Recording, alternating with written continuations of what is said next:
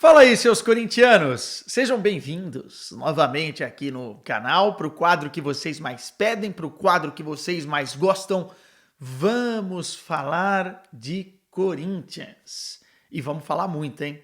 Porque de uma semana para cá, o quanto de informação, o quanto de novidade não saiu. Se eu fosse fazer um vídeo para cada informação importante que sai do Corinthians, eu acho que teríamos aí uns 3, 4 vídeos por dia, no mínimo. Se abrir o Twitter, o Corinthians vem com tudo, para deixar a gente mais velho, de cabelo branco, alguns carecas, mas enfim. Bora lá trocar uma ideia sobre o momento do Corinthians. Eu ia gravar esse vídeo depois do jogo contra o Santos, que acontece nessa quarta-feira, fazendo uma análise da partida, mas eu acho mais enriquecedor para a gente trocar uma ideia de uma forma mais positiva até para vocês, fazer o vídeo antes do jogo e focar em alguns aspectos que eu possa acrescentar, né? Especialmente sobre a mudança de treinador. Mano Menezes foi mandado embora, vou dar minha opinião sobre isso.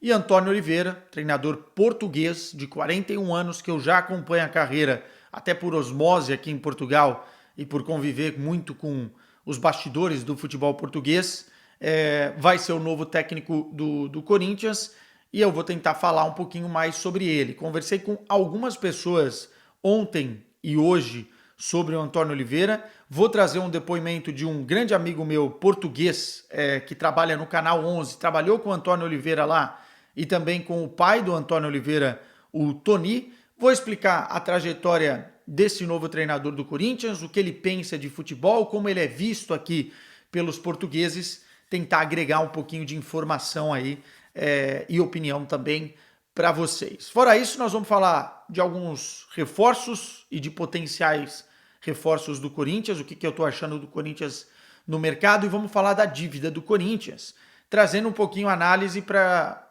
as equipes europeias, né?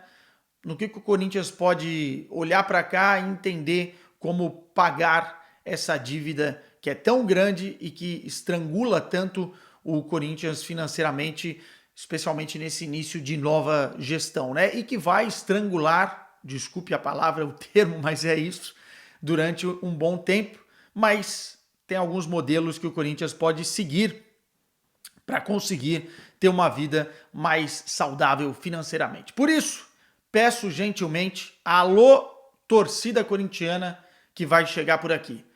Deixa o like, é muito importante para a sobrevivência deste canal. Mais do que isso, os comentários sobre o que eu vou falar aqui e, obviamente, sobre a expectativa de vocês quanto ao novo treinador do Corinthians. E quem não é inscrito no canal, essa vem a parte mais importante do pedido. Se inscreva e ative a notificação, porque a qualquer momento vocês podem receber um vídeo meu enchendo o saco, perturbando a paciência, para a gente trocar uma ideia sobre futebol, não só sobre Corinthians, futebol português, futebol alemão, como vocês já sabem aqui no canal. Então vamos lá, eu queria começar, como eu ainda não dei minha opinião, sobre a demissão de Mano Menezes. Mano Menezes não é um treinador desconhecido para a torcida corintiana. Fez um trabalho fantástico, tirando o Corinthians da segunda divisão em 2008, vencendo títulos em 2019, sendo importante novamente em 2014, antes do Tite pegar no trabalho em 2015 e fazer um dos times mais encantadores que a gente viu do Corinthians nos últimos anos. Ele fez a base e arrumou um pouco a casa em 2014, então ele teve passagens consideravelmente importantes no Corinthians. E a passagem dele no ano passado não foi brilhante, deixou muitas lacunas, deixou a desejar, especialmente na reta final, e aí eu me lembro do jogo emblemático contra o Bahia, que o Corinthians podia, enfim, finalmente demonstrar uma força e um embalo do que estava acontecendo naquele exato momento da temporada, e acabou tomando aquela pancada na Neoquímica Arena. Mas, mais do que isso, foi importante para tirar o Corinthians da reta da segunda divisão na temporada passada. Eu não acho que o trabalho era bom. Acho que o trabalho era regular para ruim. E no início desse ano ficou só ruim mesmo. 4 derrotas para um treinador do Corinthians em sequência é muito pesado. Perder o clássico para o São Paulo é muito pesado. E aí a gente tem que entender não apenas contexto, mas também a realidade, né? A torcida do Corinthians ela é muito exigente. E esse processo de reformulação do clube vai demandar uma paciência que não existe das arquibancadas muitas vezes. Especialmente já tendo esse histórico do final da temporada passada.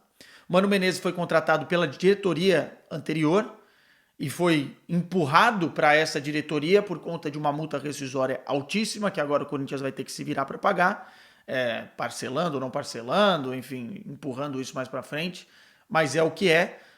Não é só o Corinthians que erra nesse sentido no futebol brasileiro, a gente teve vários exemplos agora no Flamengo, né, com a sequência de treinadores que eles ainda estão pagando por conta dessas multas rescisórias, mas enfim, a forma que foi feito errado, porque a diretoria anterior fez um contrato que extrapolava para a próxima diretoria e eu acho isso muito, muito errado. Bom, daí muita gente me mandou mensagem perguntando o que eu achei da demissão. Ponto 1. O Mano Menezes não é o principal culpado da situação atual do Corinthians. E mesmo no processo de reformulação, na minha visão, independentemente do treinador que fosse, era preciso mais tempo para o cara arrumar a casa, né? 13 jogadores saíram, os reforços não chegaram, teve jogador que estava contratado, treinando e foi embora, erro da diretoria, voltou para o time anterior, teve jogador que não foi inscrito por conta de um imbróglio de pagamento, por conta também de culpa da equipe argentina, enfim, que vai estrear agora, o Garro, e muitas lacunas dentro do plantel. Entretanto, você perder para o São Paulo, que é um time organizado, acabou de ganhar a Supercopa, ganhou a Copa do Brasil, tem mais talento, tem mais qualidade, tanto no time titular quanto no time reserva, é normal. Agora, o que não é normal é perder da forma que perdeu para o Novo Horizontino, né? Que é um time muito abaixo, independentemente da situação atual do Corinthians. E eu acho que ficou claro ali alguns pontos. Primeiro que o Corinthians é um deserto de ideias, e isso passa pela responsabilidade do treinador. E eu não estou falando só da parte ofensiva, não. Não é que o Corinthians tem dificuldade de atacar, o Corinthians tem dificuldade de defender também. E isso eu acho que era a característica principal do Mano Menezes nos trabalhos anteriores no Corinthians, e que essa casa desarrumada mostra que nem isso ele conseguiu implementar, mesmo com falta de mão de obra. Ok, comparado com o time do Novo Horizontino, o Corinthians é muito superior. Não pode tomar 3-0, depois 3-1, enfim, não pode perder da forma que perdeu. E aí vem a questão dos bastidores, né? Alguma coisa lá dentro não está batendo certo. Ou a comunicação com os jogadores já não era a mesma, o entendimento já não era o mesmo, enfim, ou os caras vão na contramão do que o treinador está pensando e a coisa não estava funcionando. E aí o Corinthians foi atrás do Zanardi, treinador do São Bernardo, promissor, jovem, enfim, que tá fazendo um bom trabalho, mas que não poderia treinar no Campeonato Paulista, cara. Isso aí é uma pataquada, é um filme de comédia, né? Tudo bem que agora vai ter uma versão de cá, uma versão de lá, e eu nem vou entrar no mérito disso aí. O que eu vou entrar no mérito é uma coisa muito mais importante. O Corinthians precisa parar com essa avalanche de informações que estão saindo de dentro para fora. Quem deu a informação do Zanardi, da demissão do Mano Menezes e do Zanardi, foi Marcelinho Carioca, que deve, obviamente, ter conversado com alguém nos bastidores dessa atual diretoria. Eu também entendo que a diretoria passada, ou pessoas vinculadas à diretoria passada, estão passando informações até para tumultuar o ambiente. Eu acho que isso deve estar acontecendo. Os bastidores do Corinthians são complicados. Entretanto, não pode a atual diretoria permitir esse tipo de vazamento a todo momento. Não é que um jornalista descobriu com uma fonte que o Corinthians está atrás desse ou daquele reforço. Não é isso. É um caminhão de novidades e coisas que tumultuam o ambiente que precisam parar. O Corinthians precisa se blindar disso. Precisa falar menos e trabalhar mais, abaixo da linha d'água. Porque isso acaba, além de tumultuar o ambiente, criando uma expectativa no torcedor de várias coisas. O torcedor já não está entendendo mais nada, né? E está ficando impaciente, está ficando nervoso. Isso vai se refletir nas arquibancadas, na cobrança. E mais do que isso, atrapalha as negociações, né? Porque uma coisa é o empresário, o jogador, saber que o Corinthians está de olho no atleta. Outra coisa é o mundo inteiro saber, né? Além de outros clubes que entram em corridas, ainda você tem uma inflação que é normal do futebol, né? Enfim, e pode melar várias coisas, vários negócios. Então eu acho que o Corinthians precisa dessa blindagem nesse momento. Falando mais especificamente de Rubão, que fala bastante, e de Augusto Melo. Me parece que está começando a entender e ir nesse sentido. E muito por conta do Fabinho, tá? Muita gente me falou, conversei com pessoas que já trabalharam com o Fabinho, que, enfim, conhecem ele de perto, que o Fabinho é esse cara, né? Ele trabalha muito nos bastidores, no processo de convencimento de atletas, enfim, no processo de negociação abaixo da linha d'água, para que a coisa não mele. E eu acho isso muito bom. Então, acho que o Fabinho, dentro desse atual contexto, é um ponto de luz num processo de escuridão gigantesco dessa blindagem. E daí foi exatamente o Fabinho que foi buscar o Antônio Oliveira no Cuiabá. O Corinthians vai pagar a multa aí e trazer o treinador português. E sem mais delongas, né? Porque eu sei que muita gente veio aqui para me ouvir falar do Antônio Oliveira. Vamos a isso. Eu vou tentar ser o mais realista possível, sem criar uma expectativa ou uma ilusão no torcedor. O Antônio Oliveira é uma aposta do Corinthians. Eu tenho algumas ressalvas, mas tenho mais pontos positivos a apontar. Primeiramente, dizer que o torcedor português, ou os portugueses em geral, não conhecem o trabalho do Antônio Oliveira, porque ele fez a carreira como treinador principal no Brasil, né? E é uma carreira relativamente nova. Começou lá no Atlético Paranaense, depois de ter sido treinador adjunto no Santos do Gesualdo, né? Adjunto que eu falo, como eles dizem aqui em Portugal, o auxiliar, né? Depois no Atlético Paranaense, aí foi treinador principal, enfim, passou pelo Curitiba, Cuiabá e tal. É uma carreira relativamente nova. Aqui em Portugal, basicamente, ele só passou pelo Benfica B 2021, 2022 e ficou pouco tempo no Benfica B, porque era o combinado com o Rui Costa, atual presidente do Benfica, e ele tem uma relação muito boa com os encarnados, né? Porque fez toda a sua formação como jogador. Aliás, Antônio Oliveira jogou até os 29 anos e durante a formação como jogador já estava se preparando para ser treinador, e ele passou muito tempo no Benfica, foi uma breve e humilde carreira como jogador, e depois ele foi ser treinador adjunto com o seu pai, treinador auxiliar com o seu pai. O pai do Antônio Oliveira, para quem não conhece, o Toni, é uma figura muito, muito emblemática dentro do universo benfiquista. Ele foi multicampeão como jogador, ele foi campeão como treinador, multicampeão como treinador, também fez parte do conselho, da direção, enfim, e tem hoje uma moral muito grande com os benfiquistas e é comentarista de um canal esportivo que passa o Campeonato Brasileiro aqui, o Canal 11. Então os portugueses conhecem mais o Antônio Oliveira como o filho do Toni, o que não quer dizer que ele não tenha muita competência para ser um excelente treinador num futuro breve, né? Isso é outros 500. É importante dizer que durante esse trabalho de treinador adjunto com o seu pai, ele passou por mercados pouco falados, pouco conhecidos e com pouca testagem, né? Por exemplo, foi para o Kuwait, foi também para o Irã. E quando eu digo a aposta, é porque o Antônio Oliveira nunca teve nos seus ombros um peso e uma pressão de um clube como o Corinthians. O Corinthians é um canhão, tanto para o positivo quanto para o negativo. E ele vai ter que saber lidar com isso. Agora, eu acho que foi uma aposta positiva, tá? Foi uma boa aposta.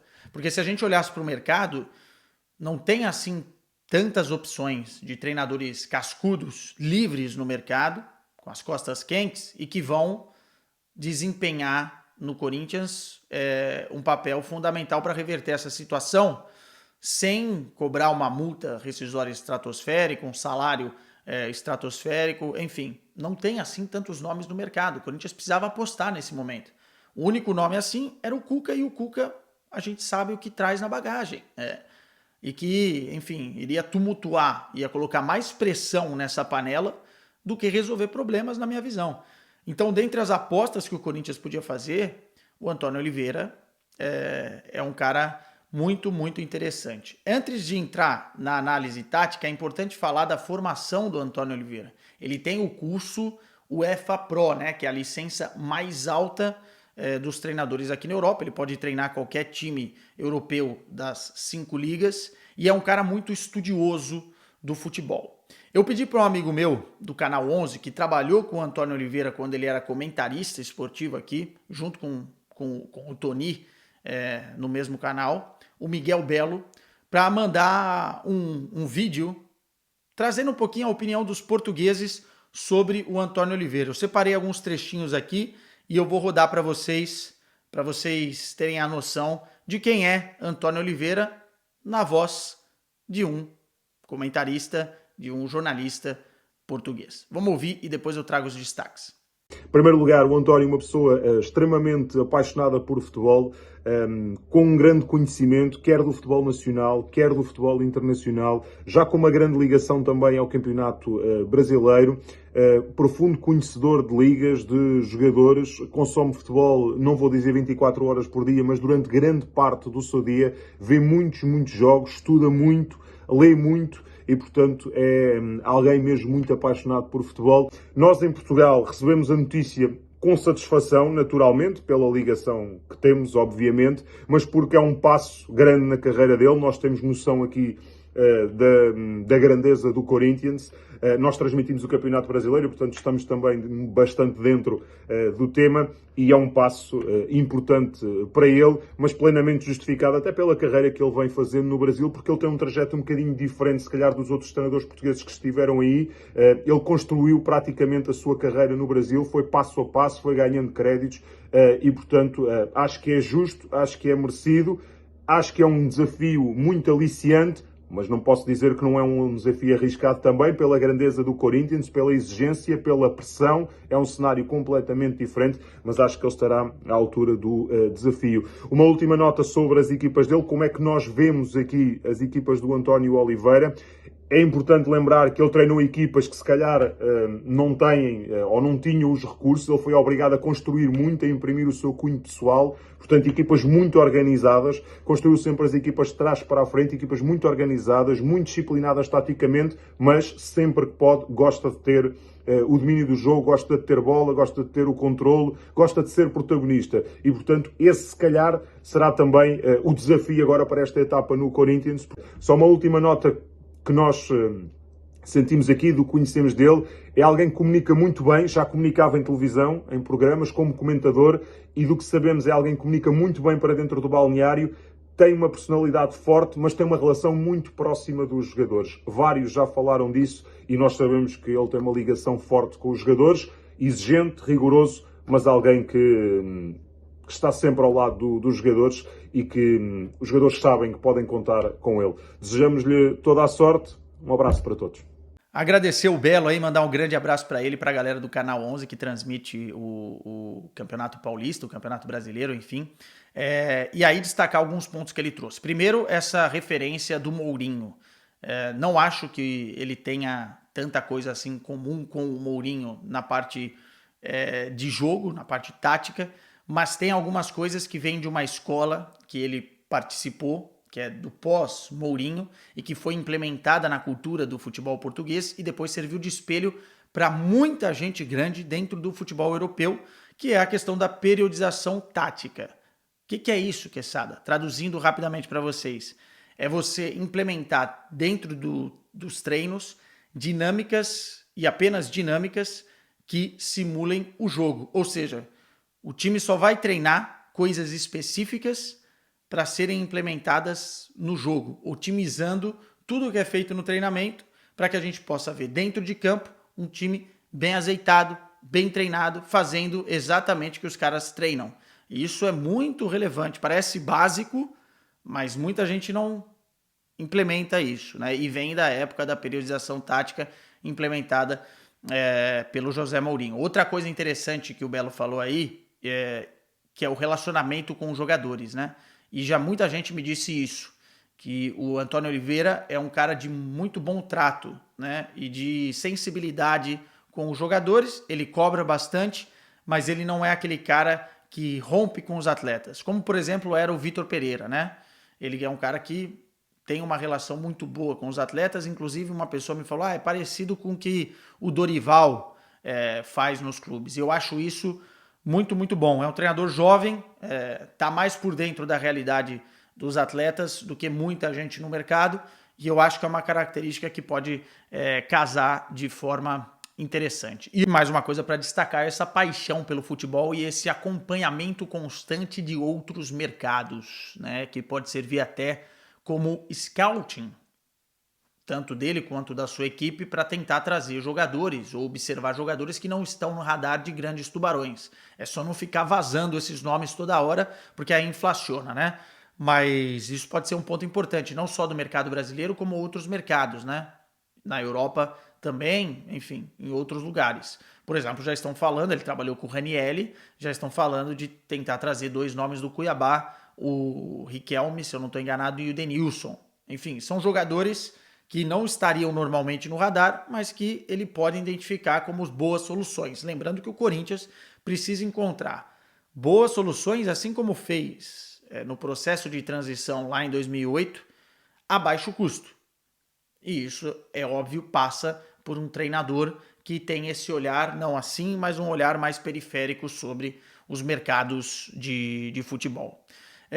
Passando para a análise tática, começando pela parte defensiva, que eu acho que é importante, nos trabalhos que ele fez, a gente já pôde ver que ele prioriza muito arrumar a casinha primeiro, né? Não construir a casa pelo telhado, e sim priorizar a parte defensiva, criar ali uma estabilidade para depois acionar realmente dinâmicas ofensivas. Isso faz parte de um trabalho e a torcida do Corinthians vai ter que ter paciência. Não é do dia para a noite que esse cara vai fazer o Corinthians jogar um futebol esplendoroso. Se isso acontecer, vai ter um pouquinho de tempo.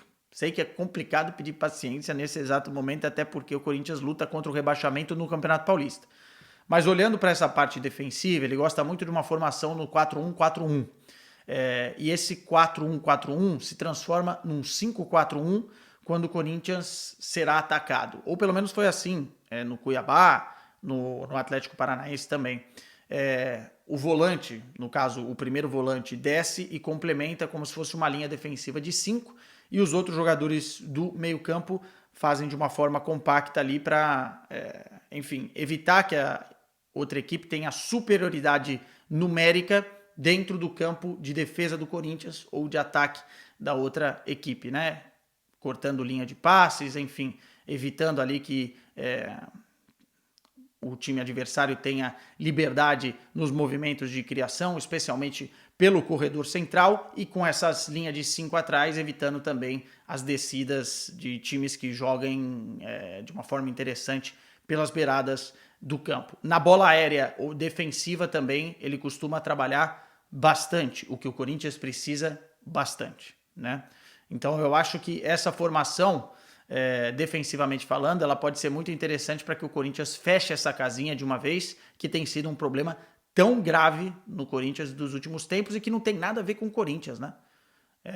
O Corinthians que o torcedor gosta é um time guerreiro dentro de campo, raçudo, mas que se proteja bem. Se ganhar de 1-0, tudo bem. O ponto é ficar tomando 3 gols do Novo Horizontino. Não faz sentido nenhum na cabeça de qualquer corintiano. Se ganhasse de 0,5 do Novo Horizontino, estava lindo. O problema é tomar 3 gols. Não precisa dar espetáculo, mas também não pode ser uma defesa esburacada como a gente tem presenciado. Na parte no ponto de vista ofensivo, é um treinador que gosta que, quando tem a bola, jogar num 3-2-5. Obviamente, numa parte final de construção. Ele começa com esses 3 homens jogando, mas não são 3 zagueiros, normalmente são os 2 zagueiros e baixa um lateral, ou o lateral direito ou o lateral esquerdo, subindo um dos outros laterais para uma linha mais ofensiva, explorando os corredores, né? E aí acionando bastante os 2 homens de meio campo para que eles consigam esse passe mais vertical de romper as linhas para o pivô. E o pivô é muito importante nos times do Antônio Oliveira. ou seja, o seu Pedro Raul e não o seu Yuri Alberto, porque o seu Yuri Alberto é um segundo atacante, né? Não joga nessa posição, não consegue fazer essa posição de pivô. O seu Pedro Raul vai ser fundamental para o Antônio Oliveira, tanto no desafogo quanto também na criação de jogadas, porque o pivô é acionado, há um processo de aproximação desses 5 homens que estão na construção ofensiva e eles conseguem ali fazer triangulações interessantes, inversão de jogo com rapidez, ou seja, atrai para um lado para depois inverter o jogo e explorar os espaços do outro lado, explorando bastante, como eu disse, os corredores, ou seja, jogadores rápidos e velozes que consigam fazer com dinamismo essa chegada na linha de fundo e também fazer essa inversão de jogo que eu disse funcionar. Então é um treinador que tem ideias de jogo interessantes e bem vincadas. A gente viu isso em todos os times que ele treinou aqui no Brasil, o Atlético Paranaense, o Curitiba e também o Cuiabá. Pô, Quesada, mas veja bem, a porcentagem de vitórias, né, ou de aproveitamento dele nesses times não foi tão boa assim. Cara, realmente, naqueles contextos, a gente não está falando de um aproveitamento de 70%.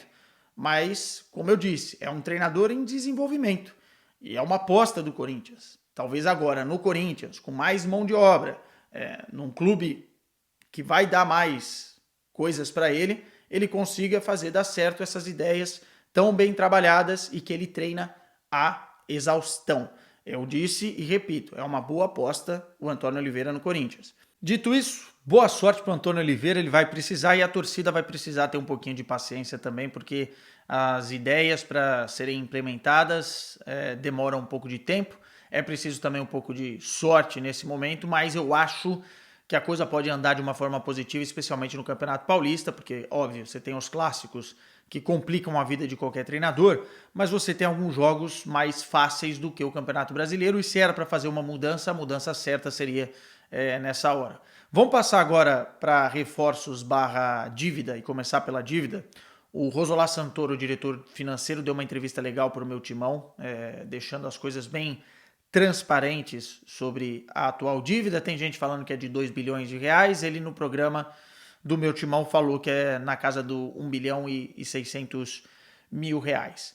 Primeiro de tudo, eu discordo que essa dívida é impagável. Essa história de dívida impagável não funciona para um time que está gerando 1 bilhão de reais por temporada, né? 2023 foi assim e agora, com um novo patrocinador, com as novas receitas, com novos patrocinadores e tal, me parece que o Corinthians pode até gerar mais dinheiro.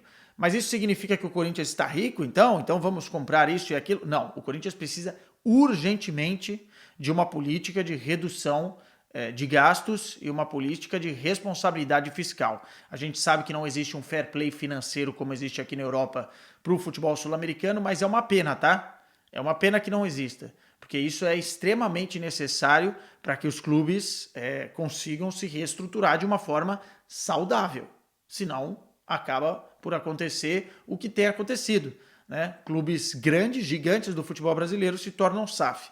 Eu não acho que esse tem que ser o caminho do Corinthians exatamente por esse faturamento. Nós estamos falando do segundo maior faturamento do Brasil e que tem potencial de bater a casa do primeiro junto com o Flamengo ali, de ficar nessa disputa, porque a gente sabe do tamanho da torcida do Corinthians, do tamanho do mercado que é e que proporciona essa torcida. Agora, o Rubão vem falando de se espelhar no Bayern de Munique para muita coisa, acho ótimo, mas olhando para a dívida, o Corinthians deveria se espelhar mais no Borussia Dortmund de 2004, 2005 do que qualquer outra coisa.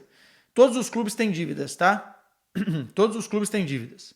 Aqui em Portugal, o Porto tem uma dívida, enfim, com a questão do fair play financeiro, sofreu bastante nas últimas décadas, não podendo contratar, enfim, ou tendo que vender muitos jogadores para conseguir equilibrar, pegar a molecada da base e vender, pegar jogadores que contratava e vender por outros valores, não conseguindo extrair esportivamente o melhor de todos eles. Enfim, o próprio Sérgio Conceição fala que foi um período muito difícil e antes do Sérgio, o Porto estava inclusive com uma seca de títulos por conta dessa questão de equilíbrio das contas. O Benfica tem dívida, o Sporting tem dívida e no Brasil os grandes também têm dívidas. O importante não é você olhar para a dívida como algo definitivo, e sim olhar para a dívida com planejamento para pagar. Quando eu citei o Borussia Dortmund, para quem não sabe, o Borussia Dortmund em 2005 quase foi à falência. É uma história um pouco diferente que a história dos clubes brasileiros, porque você tem capital aberto na Bolsa de Valores, então envolve outros tipos de investimentos, outras quedas e flutuação de mercado financeiro, mas é uma história interessante no sentido da recuperação, né? Como é que o Borussia Dortmund conseguiu voltar a ser grande. Por exemplo, os caras ganham uma Liga dos Campeões em 97, em 2005 estão à beira da falência e 8 anos depois, em 2013, estão na final da Champions novamente, ganhando o campeonato alemão com o Jürgen Klopp e já montando um time competitivo. Pô, Quesada, mas o Bayern de Munique ganha lá há 11 anos, o Borussia Dortmund não consegue ser campeão. Claro, né? Tem aí nuances que vão de acordo com o futebol da Alemanha, que não se aplica no futebol brasileiro em termos de competitividade.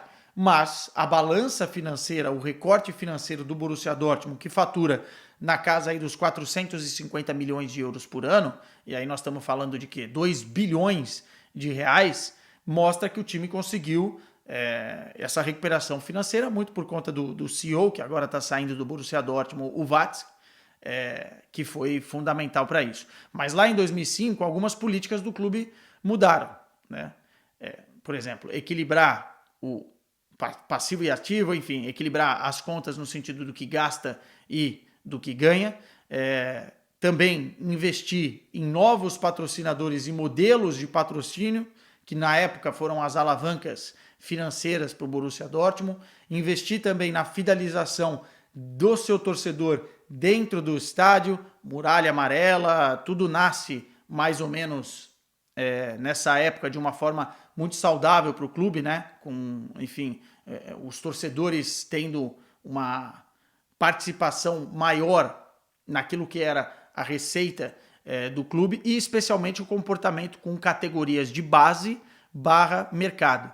O clube começou a procurar peças, enfim, promissoras, num trabalho muito bem feito de scouting, não só dentro da Alemanha, mas pela Europa toda, para depois revender esses caras por um valor muito, muito alto. Algo que o Borussia Dortmund faz até hoje. E pode servir de exemplo ao Corinthians, pensando que o futebol brasileiro hoje é um celeiro dos grandes da Europa que vem aqui buscar. Ou seja, ao invés de vender um jogador por 20 milhões de euros, como foi o Moscardo, que foi uma boa venda, daqui a pouco o Corinthians está vendendo um jogador por 50, por 60, por 70, algo que o Palmeiras já está fazendo, algo que o Flamengo já está fazendo e algo que virou uma política do Borussia Dortmund. Óbvio que eu acho que os resultados esportivos eles têm que ser conquistados também, mas é uma política interessante. E fora apostar, óbvio, nas camadas jovens, né? O Corinthians hoje é campeão da Copinha e vamos ver o quanto isso vai se refletir